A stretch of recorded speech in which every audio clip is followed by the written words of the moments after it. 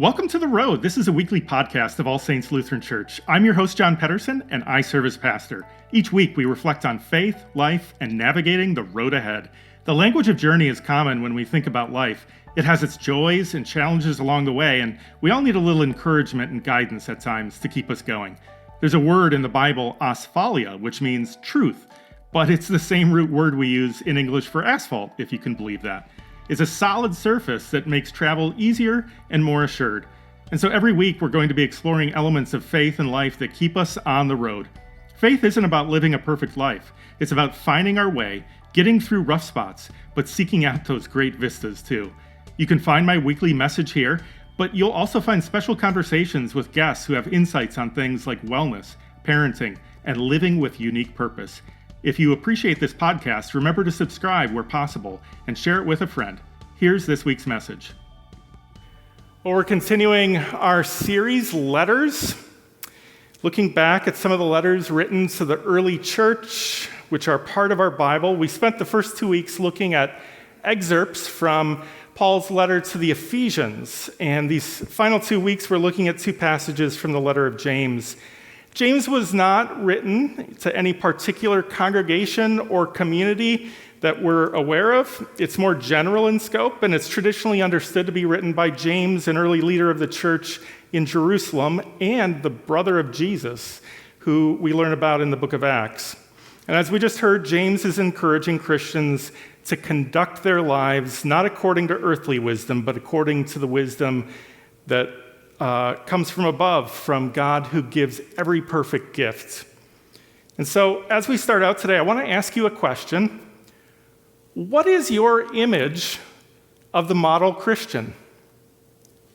Now that may seem like kind of an odd question because I'm sure most of us leave lots of room for diversity when it comes to that kind of picture. But I'm guessing if all of us were pushed, we probably have some image in our mind, even if it's unconscious. If you had to literally paint or photograph someone who represented Christian faith for you, what would they look like? Can you picture their faces? I want to suggest a couple of different images today, but one image that could come to mind for some people when they think of Christians is this. Yeah, this is the famous painting by Grant Wood called American Gothic from 1930. Some would describe the faces of the husband and wife as solemn or stoic. For some people, this is their picture of the Christian life, and it's not necessarily a real positive one. The caricature is that to be a Christian means you're stern and not very happy. You might live your life pointing out do's and don'ts and frowning on those who are not living a faithful life. Or maybe it's not so much outward judgment, but just a deep inward commitment to right living that makes you kind of rigid. And there's some degree of truth in that, right? For some, the Christian life is exactly that, and they embrace that. Of course, some of us push back on the excesses of that approach, even if we have just a smidge of that Midwestern stoic ethic in ourselves at the same time. The letter of James that we just heard a portion of a minute ago sometimes represents that long-faced approach to Christian faith. Over the course of his letter, James can come across as a little bit stern. He's not afraid to point out ways that some in the Christian community aren't quite measuring up. He's a little heavy on legalism and a little light on grace and love and joy. And if you read James and wish he would lighten up a little bit, then you probably have a friend in Martin Luther. As Luther was translating the Bible from Latin into German back during the Reformation, he struggled a lot with this letter from James. In fact, he's well known for suggesting that James should have just thrown it out of the Bible. Imagine that. Way too much of that legalism and stern attitude that American Gothic seems to capture for many, at least on the surface. But more on that later. Now, to be clear, you don't have to be religious or spiritual at all to still have that kind of attitude. There are secular versions of that mentality as well.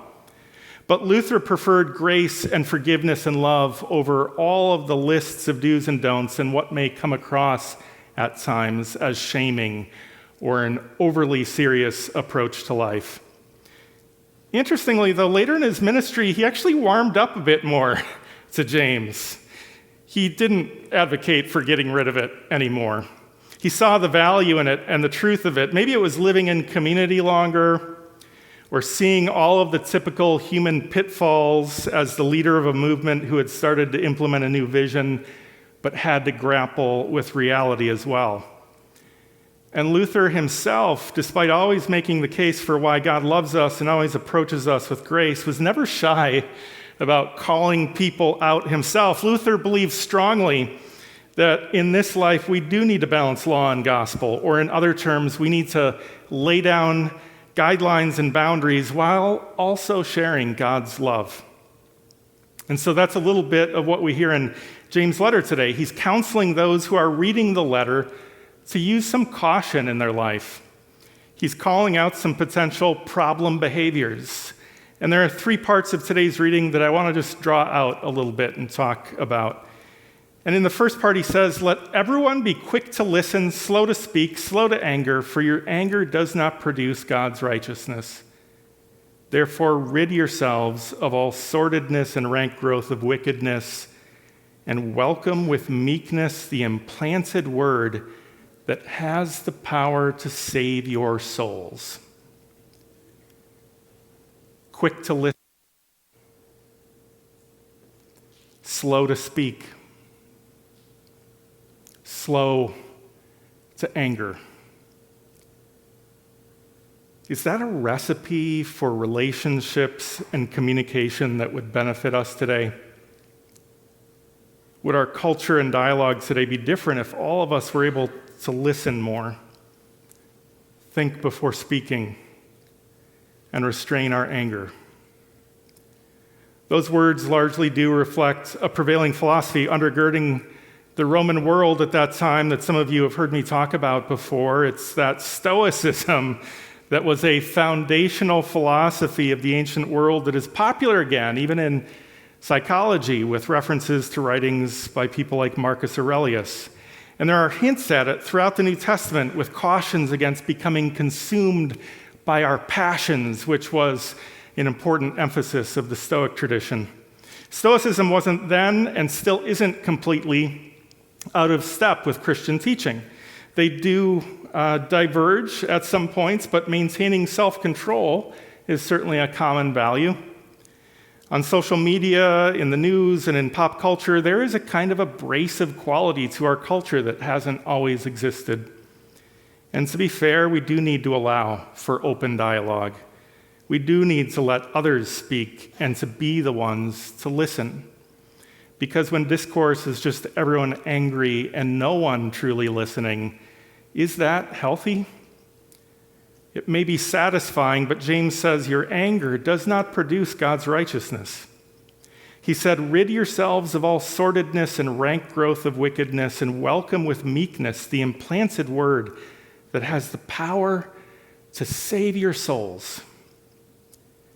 James is valuing a word from outside, an elevated word from above that breaks in on us and speaks to each one of us equally.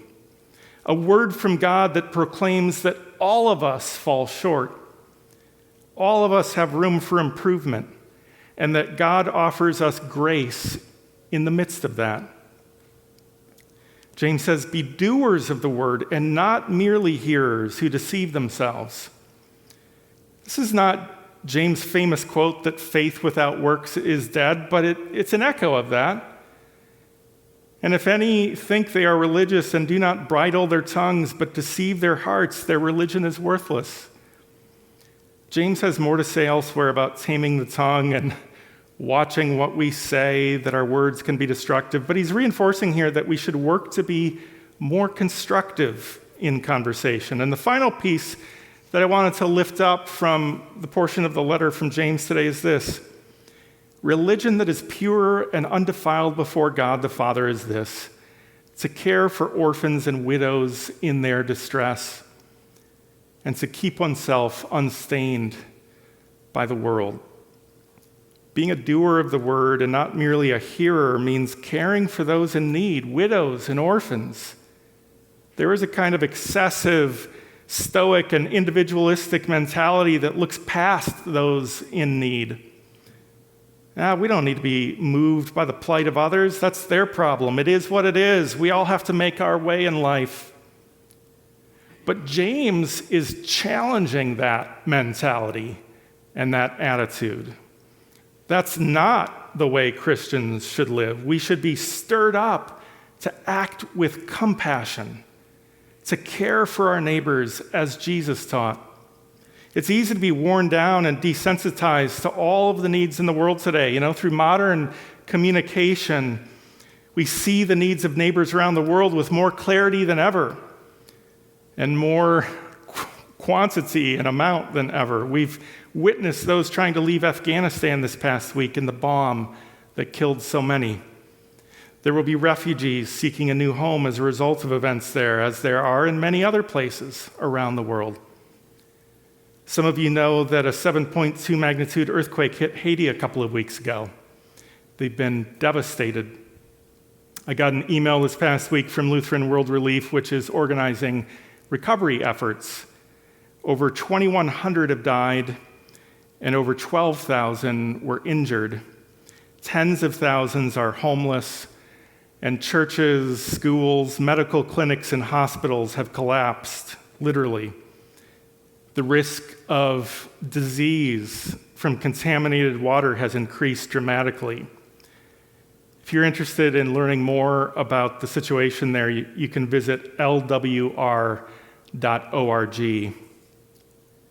But what does a Christian look like in the face of a disaster like that, to get back to my original question today? This is an image of a mother helping a nurse care for her 22-month-old who suffered extensive injuries when the wall of their home fell on him during the earthquake. Maybe Christians look like this nurse, pressing on during trying times, caring for those in need even when her own life feels tested and stretched. Again, what is your image of the model Christian? The interesting thing about that other image, American Gothic, is that Grant Wood never actually intended his famous painting to be viewed as kind of a satire or negative caricature of rural Midwesterners. He painted that during the Great Depression, at a time of great upheaval and disillusionment, and he was trying to make an authentic but largely positive statement about the kind of people that he saw in Iowa, who were survivors and persevered through difficult times. And I think if we look or imagine that image again in that light, they do portray a kind of measured, steely presence and resolve. Sometimes maybe that's good enough. Maybe that's even faithful in difficult times. The words of James challenge us to step up and live our faith, to do the hard thing, to exercise some self-control even when we are pressed to our own breaking point. By doing so, he says, we will be blessed. Amen.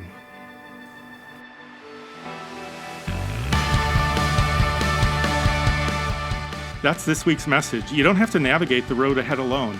You can join with others at All Saints. Visit allsaintsmtka.org for more information.